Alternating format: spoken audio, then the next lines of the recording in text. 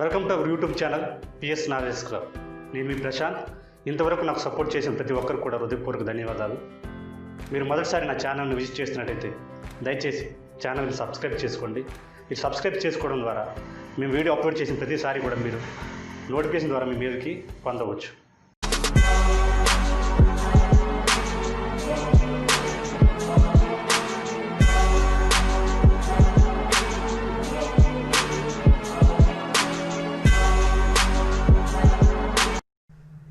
Okay, before going into our today's word, let us review our yesterday's question. Okay, our yesterday's question in Telugu, Davis Cup ఏ క్రీడకు సంబంధించినది? Question once again in English version. Davis Cup is related to which sport?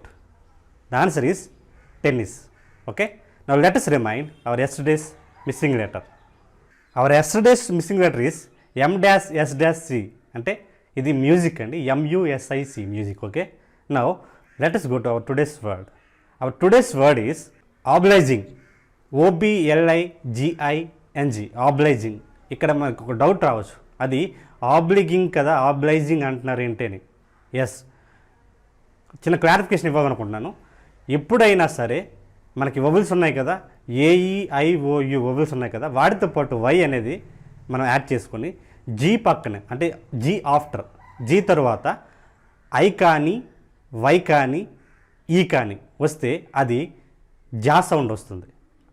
Okay, ఇక్కడ GI అంటే అది జా sound వస్తుంది, అందుకే ఆబ్లైజింగ్ అయింది. ఓకేనా, in case G తర్వాత AOU వచ్చాయనుకో, ఫర్ సపోజ్ అంటే GA గా, GO అది కూడా గో అని వస్తుంది, GU ఇది కూడా గా వస్తుంది. అంటే GUN గన్ అంటామా, జన్ అంటామా, గన్నే అంటాం. GOAT గోట్ అంటామా, జోట్ అంటామా, గోటే అంటాం. అలాగే GAT గేట్ అంటామా, జేట్ అంటామా, గేట్ అంటాం. అంటే ఇప్పుడు చిన్న క్లారిఫికేషన్ మీకు అర్థమైంది అనుకుంటా.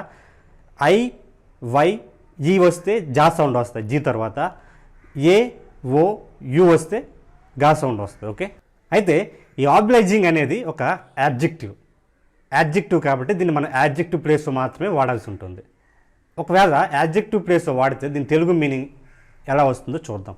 దీని తెలుగు మీనింగ్ వచ్చేసి ఉపకార బుద్ధిగల, సజ్జనుడైన, అలాగే దయాగుణము గల, ఉపకారి అని ఈ 4 మీనింగ్స్ వస్తాయి అన్నమాట. ఓకే, ఇవన్నీ కూడా Telugu meanings. Now let us observe English meaning also. The English meaning of the word obliging is willing to do service or kindness అనే మీనింగ్ వస్తుంది. అలాగే హెల్ప్ఫుల్ అనే మీనింగ్ కూడా వస్తుంది అనమాట. Okay, now let us observe an example here. Okay, example, he is an extremely pleasant and obliging man. అంటే దాని తెలుగు అర్థం వచ్చేసి అతడు ఒక ఆహ్లాదకరమైన మరియు ఉపకార బుద్ధి గల వ్యక్తి అని అర్థం. ఓకేనా, now let's go to our today's missing letter. Okay, hour today's missing letter is C-U-AZ dash. Okay, ఒకవేళ మీకు కానీ ఆన్సర్ తెలిసినట్టయితే తప్పకుండా దాని కామెంట్ బాక్స్లో మెన్షన్ చేయండి. మీ నేమ్ డిసిప్లిన్ మీద స్క్రోల్ అవుతుంది. Now let us go to our today's question. Our today's question in Telugu, Padmashri గెలుచుకున్న తొలి నటి ఎవరు? Question once again in English version.